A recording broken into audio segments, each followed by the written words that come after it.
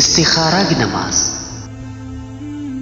करीगुम्बा कनागुम्बा मियोय अमदा मरु इब थबुक अमा लाक्लबा अमसुंग महाकना हारिब थबुक अदु तौसिरा नत्रगना तौरोइसिरा हाइबगी मतंगदा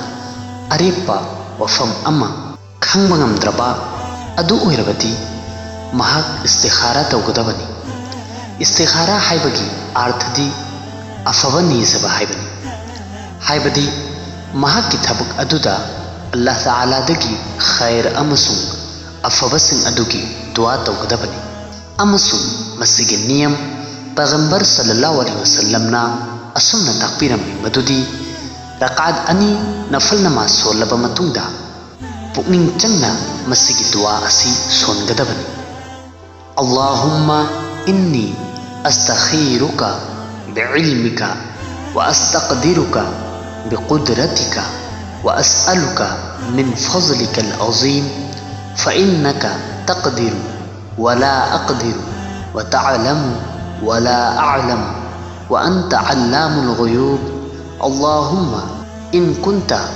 तअलमु अन्न हाज़ल अम्र खैरुल ली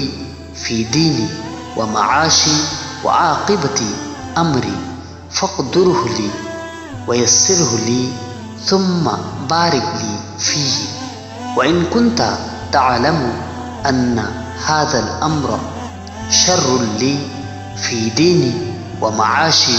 व आक़िबती अमरी फ़स्रिफ़हु अन्नी वस्रिफ़नी अन्हु वक़्दुर लियल खैरा हैसु कान सुम्मा अर्दिनी बिह। दुआ असी सोनबा मतमदा हाज़ल अम्र हाइबा मफम अदु यौबा मतमदा मफम अनीमक्ता महाकना इस्तिखारा तौरिबा थबक अदु वखलदा खनगदबनी नत्रगना दुआ असी मपुंग फाना सोलबा मतुंगदा हाइरिबा थबक अदुबु पनगदबनी। दुआगी अहुबा अमसुंग अरोइबदा अल्लाह की मतिक मगुन थागतपा अमसुंग दरुद शरीफ सु सोनगदबनी अमसुंग करीगुम्बा अरबिकता दुआ सोनबा हैत्रबदी इसागी लोंदा हाइरिबा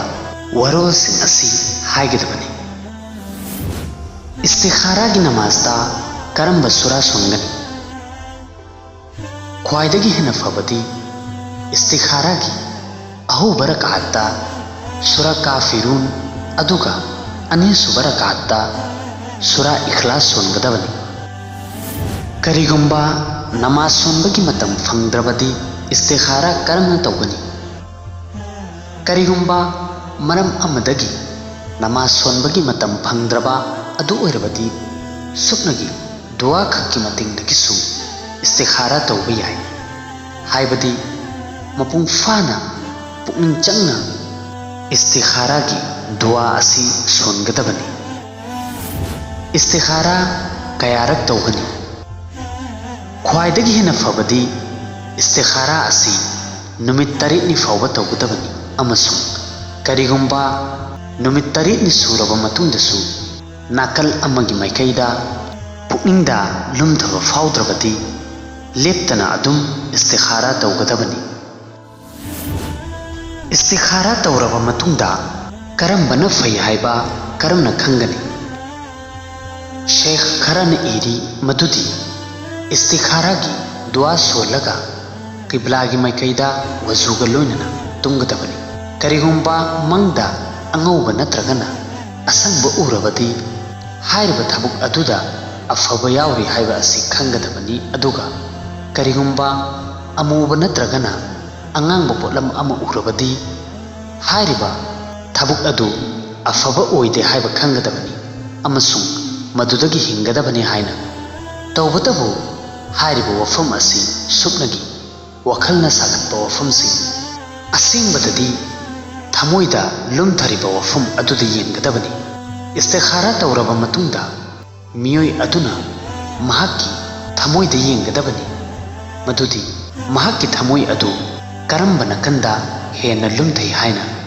अमसुंग करीगुम्बा नकल अमदा थमोइना लुमना लौरबदी हाइरिबा वफम अदुदा अल्लाहना अफबा थंबीगनी। मंगदा उबा असी ꯑꯔꯦꯞꯄ ꯅꯠꯇꯦ ꯇꯧꯕꯇꯗꯤ ꯃꯪꯗ ꯎꯕ ꯍꯥꯏꯕꯁꯤ ꯁꯨꯞꯅꯈꯛꯀꯤ ꯊꯃꯣꯏꯗ ꯂꯨꯝꯊꯥꯅꯕꯒꯤ ꯃꯇꯦꯡ ꯑꯃꯈꯛꯇꯪꯅꯤ ꯃꯔꯝ ꯑꯁꯤꯅ ꯑꯁꯨꯝꯅ ꯔꯤꯋꯥꯌꯠ ꯑꯃꯗ ꯂꯥꯛꯏ ꯃꯗꯨꯗꯤ ꯄꯩꯒꯝꯕꯔ ꯁꯜꯂꯜꯂꯥꯍु ꯑꯂैहि वसल्लमꯅ हजरत अनस रज़ियल्लाहु ताला अन्हुदा हाबिरम्मी हो अनस करिगुम्बा नहाकना थबक अमा तौगे हायना खल्लबदी नहाकि मपुदगी तरेलक इस्तिखारा तो अदुगी मतुंगदा नहाकि थमोइदा लुमथरिबा नकल अदु येंगु मरमदी हायरिबा अदुदा अफबा यावरिबनी थमोइदा लुमथफा हायबदी मियोइ अदुना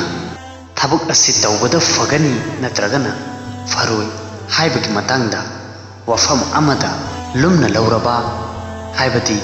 थबक असि तौबदना हेना फगनी हायना अदु ओइरबदी हायरिबा थमोइदा लुमना लौरिबा वफम अदुदा माय ओनसिंगनी इस्तिखारा तौरबा मतुंगदा नकल अमखक्तदा अमल तौबा असि तंगाई फदबा ओइब्रा इस्तिखारा तौरबा मतुंगदा थमोइना लुमना लौरिबा वफम अदुदा अमल तौबा असि ख्वाइदगी हेना फै अमसुंग मदुदा अफबनी तौबतबु करिगुम्बा मियोइ अमना करिगुम्बा मरम अमदगी मदुगी ओना तैनबदा अमल तौरबा अदु ओइरबसु महाओंदा करिगुम्बा गुना अमता लैते मरमदी थमोइना लुमना लौबा असि शरईदा करिगुम्बा दलिल अमता लैते तौबतबु हायरिबा मओंग अदुदसु अल्लाह ताला दगी अफबा निजगदबनी